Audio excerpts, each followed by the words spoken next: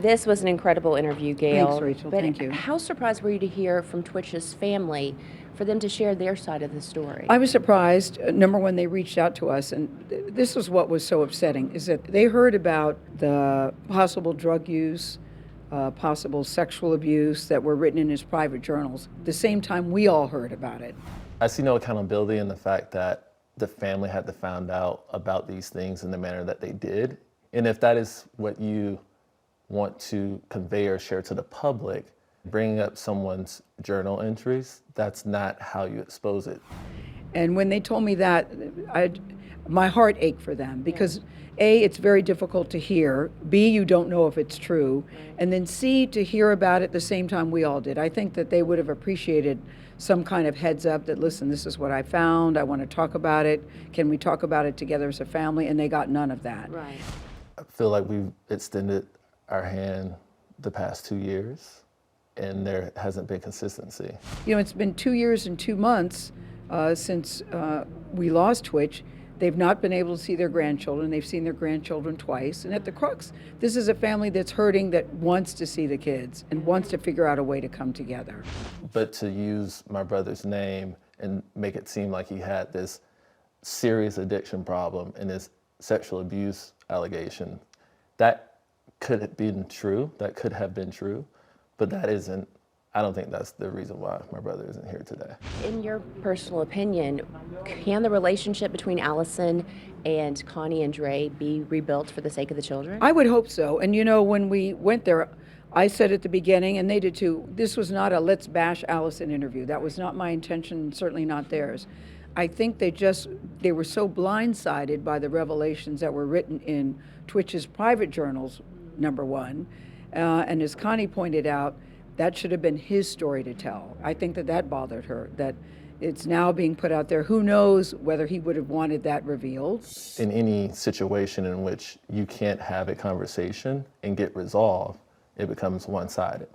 And I believe, because you asked about their relationship, I can say that there were many conversations, there was no resolve. From Allison's standpoint, she says, you know, I wrote this book and I'm revealing this because maybe it will help other families who are seeing signs, going through something.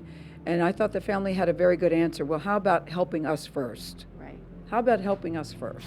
I guess my issue with it is that we are family. I'm his mother. What did you honestly think I was going to do? You know, his brothers, his grandparents, his uncle, his aunts. What did you think we were going to do? This is the thing, Rachel, you never know what's going on in people's lives. Right. I loved watching Twitch and Allison dance together in the family. And, you know, that big infectious smile of his, and he seemed so happy, but you don't know what's happening in people's lives. Now we may never know. We may never know. What stood out to you most when it came to this interview, this sit down with Connie and Dre? Well, I thought his brother Dre made a very good point. And if that is the truth, there could have been a better way to bring that to the family, and then we discuss, what that meant. So you wish there would have been a conversation with the family, yes. that I found this. Yeah, Do you know anything about it? She released things in the journals that she wanted to release. He called it, she cherry-picked things. Right. What's to say that there were other things in the journals that might not have been, and I don't know this, that might not have been flattering to her. Dre seemed to indicate that he had conversations with Twitch, that he felt a lot of pressure about what, from who, that he often felt silent. So I think that there were a lot of things going on in his life, and I think they objected to what she released might not have been a complete representation of what was going on in their life. Right. Did it surprise you that Dre and even Connie said that they would like to read the journals in their entirety? No, that didn't surprise. I would want to read it too. Yeah. You were asked to sign an NDA to go to the funeral?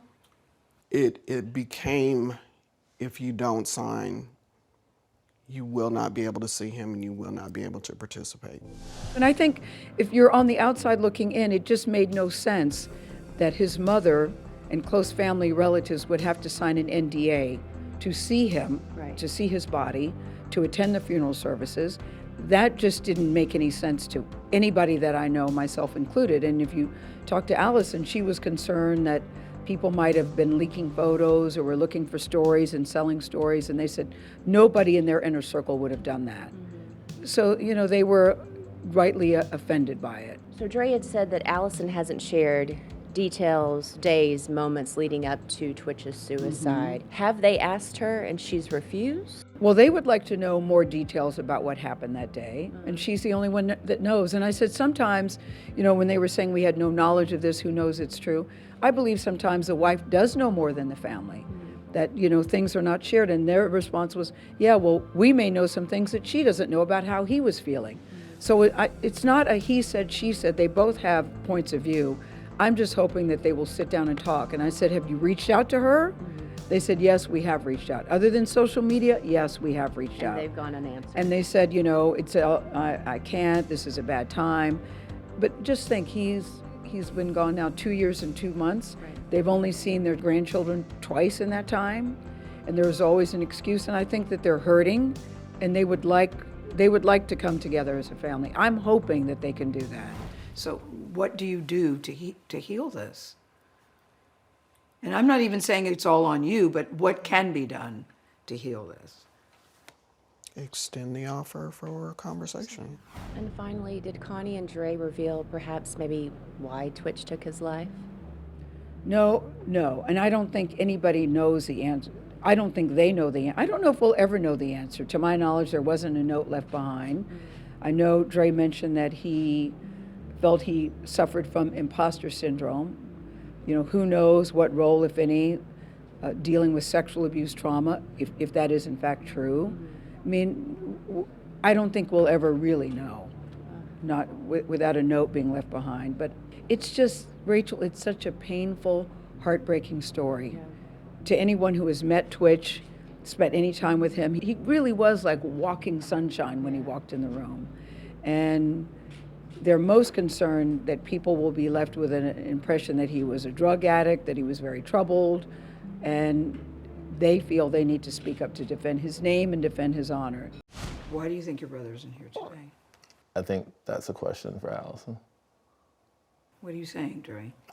I think she knows more than us because she was there. She knows his last known whereabouts. She knows the last conversation they had. This is the other thing. I didn't want it broken up into 2 parts. I wanted Yeah. to run in its entirety.